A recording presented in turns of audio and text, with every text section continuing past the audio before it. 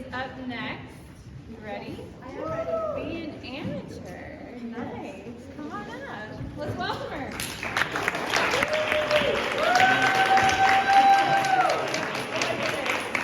You were not lying when they said that I could not see any of your faces. Well, I was going to say it was nice to see all of your beautiful faces here, but I know that you're here, so thank you for being here. All right, let's begin. Feeling happy is one of the most highly endorsed values in American culture. And a great example of this is in the late 1940s, when a new washer and dryer was the key to happiness. During this time, the economy was being redefined.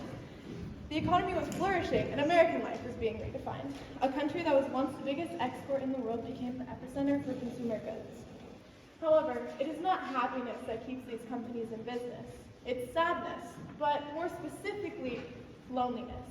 It's estimated that upwards of 61% of young adults feel lonely in America. This is what that means to companies.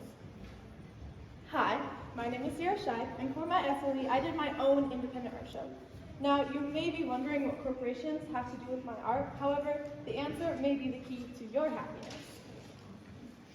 In our society, amateurism is basically extinct. Sure, we all have hobbies, but there is little room to allow ourselves to be bad at things. We're all perfectionists, more or less.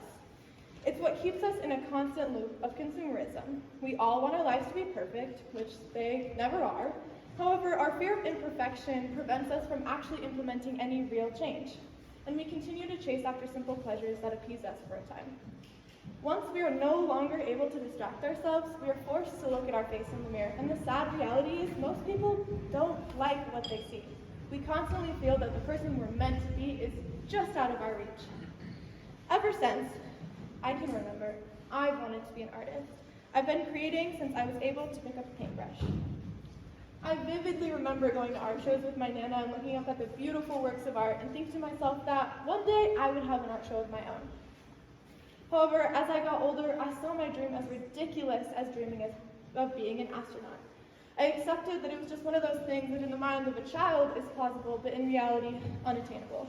I viewed it as just a part of growing up. But why does it have to be that way? I was told over and over again that choosing to be an artist was foolish because the world doesn't really value art and you're not going to make any money. And they were partially right. It is estimated that only 19% of artists make over $50K a year. However, as of 2019, arts and culture in America was worth $919 million. The arts were a greater contributor to the economy than construction, transportation, travel, tourism, utilities, and even agriculture. Something seems off, right? Furthermore, the success rate of musicians is 0.00002%. Yeah, there's 4 zeros after that decimal point. So if the arts are such a big avenue for revenue, why can no one make money as an artist? Well, the reason is that being the type of artist that sells art in galleries doesn't drive consumer culture. If you think about it, even if you are a really successful artist, your art isn't going to be flying off the shelves. Each piece you make takes hours. There's no conveyor belt creating it for you. On the flip side of that, if you were, say, a graphic designer, you may be designing logos or products for a company that is going to be making millions of dollars off of your art.